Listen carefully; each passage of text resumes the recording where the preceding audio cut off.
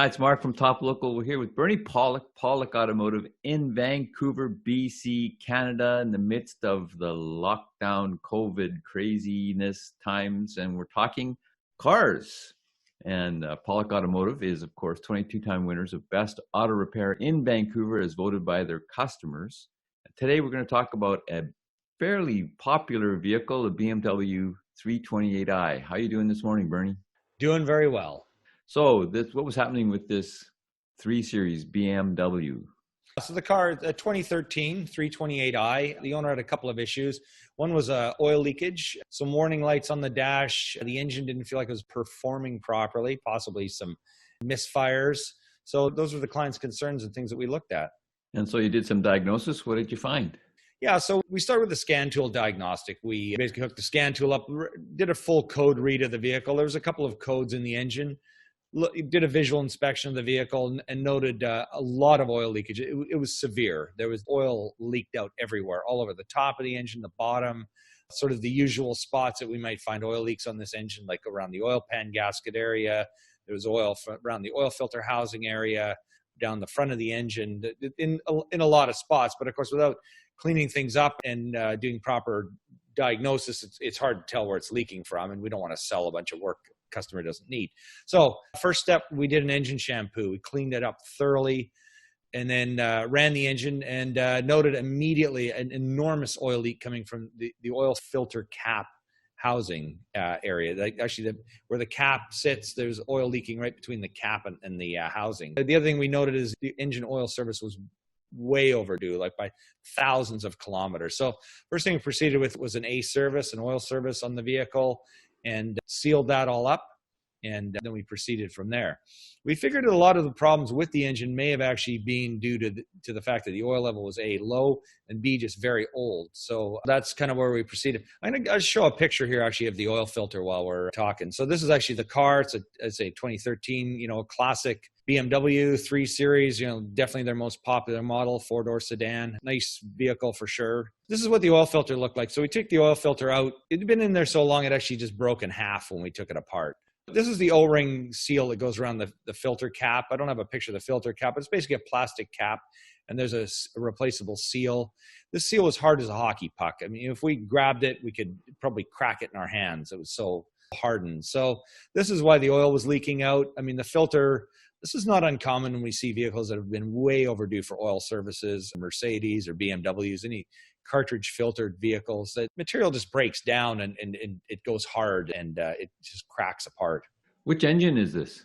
This is a 2-liter turbocharged engine. So BMW has done something interesting. In the 2011 model year, instead of using the 6-cylinder like they did in most models, or they did in say the 3 Series, they had some 4 cylinders as well. You could usually tell the size of the engine by the number of the vehicle. Say a 328 would be a 2.8 liter engine. A 318, for instance, would be a 1.8 liter, which is a 4-cylinder. But now they've kind of got away from that, and they changed the numbering around, but it doesn't necessarily reflect the displacement of the engine. So this is a 2-liter turbocharged engine. Pretty amazing technology. BMW's used it for a while. It's got all the bells and whistles, of the best of internal combustion engine technology. Twin scroll turbocharger, variable valve timing. It's got, which BMW calls the dual VANOS system. So intake and exhaust are variable valve timing. It's got the Valvetronic system, which is variable valve lift. It's got gasoline direct injection. It also has start and stop technology. So you're getting like the best fuel economy and performance you can really squeeze out of an engine like this. Of course, there's performance modifications, and they could make it a higher performance model. But for an average driving car, you're really getting the best of both worlds: fuel economy, performance, reduced exhaust emissions, everything in one bundle. And this is a 4-cylinder rather than the old kind of tried and true 6-cylinder that they used for decades. Yeah, it is. It's a 4-cylinder, and they still make the 6-cylinder models, with all of this technology as well. But they've gone down to the 4-cylinder. In a lot, they use it in X3s. They use it in the 3 Series sedans and coupes.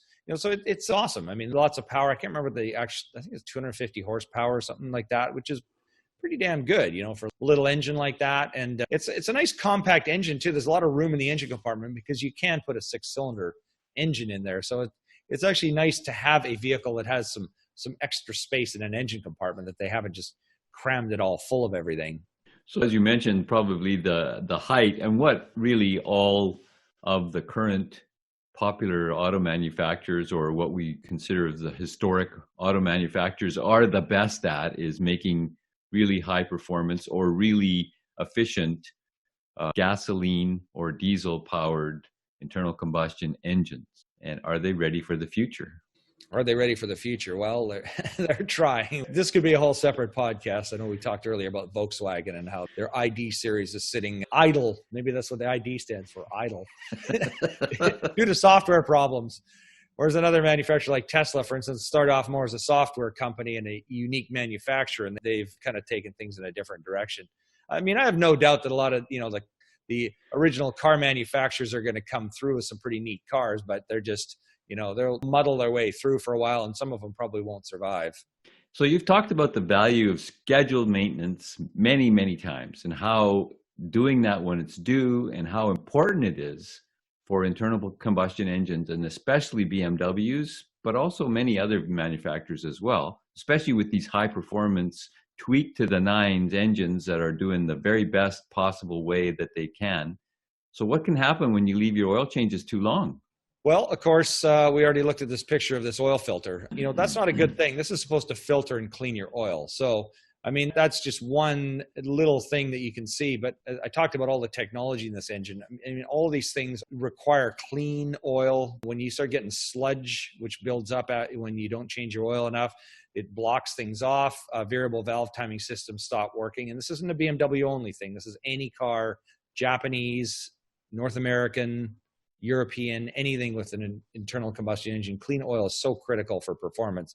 Even carbon deposits that occur with gasoline direct injected engines can increase when you don't change your oil frequently enough. So that causes other performance problems with the vehicle. So there are so many reasons to change your oil regularly that it's just so important. That's all I can say.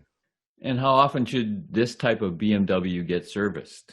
Well, I know the manufacturer, when we reset the oil service interval on this vehicle, it said next service due 17,000 kilometers.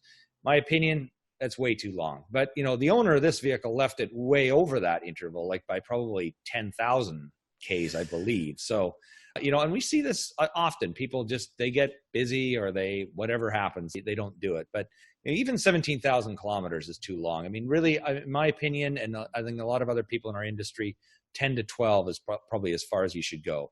When you change the oil at that interval, it's not so dirty. It's still got some cleanliness to it and hasn't deteriorated to the point that you get when you leave it way too long.